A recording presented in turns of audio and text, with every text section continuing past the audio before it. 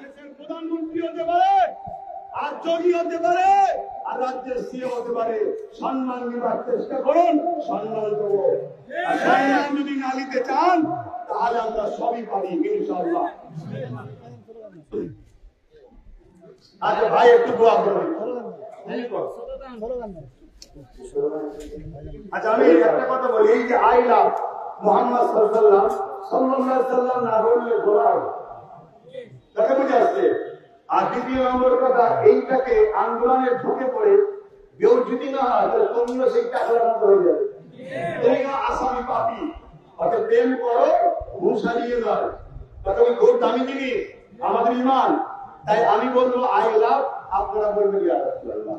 তাহলে সাল্লাল্লাহু আলাইহি ওয়াসাল্লাম ব্যাপার হচ্ছে না, কথা বুঝে আসছে। এরপরও যদি কেউ সাল্লাল্লাহু আলাইহি ওয়াসাল্লাম বলে দরুদ শরীফ কি হয়ে যাবে, কিন্তু মুহাম্মদ সাল্লাল্লাহু আলাইহি ওয়াসাল্লাম নাম নেই বলতে হবে।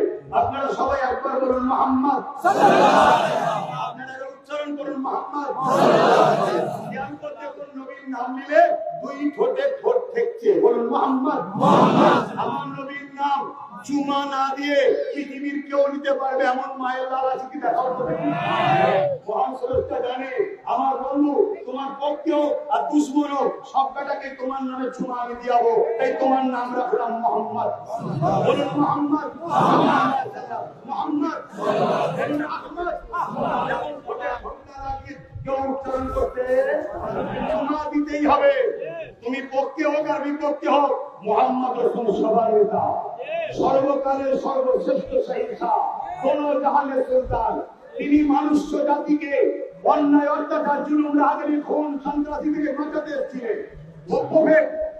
আল্লাহর মহান ফেরেশতা মানুষ জাতিকে বাঁচাবার জন্য যুগে যুগে প্রফেট রাসূল মেসেঞ্জার আউটার বিভিন্ন সংস্কৃতি আউটার বলে, বিভিন্ন ভাষায় বলে।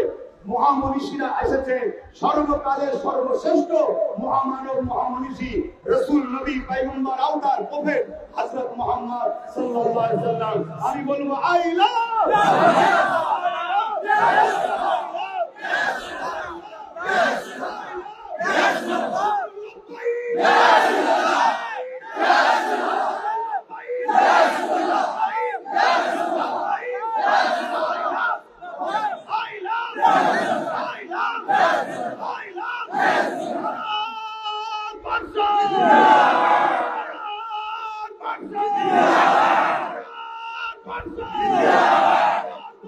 সংবিধান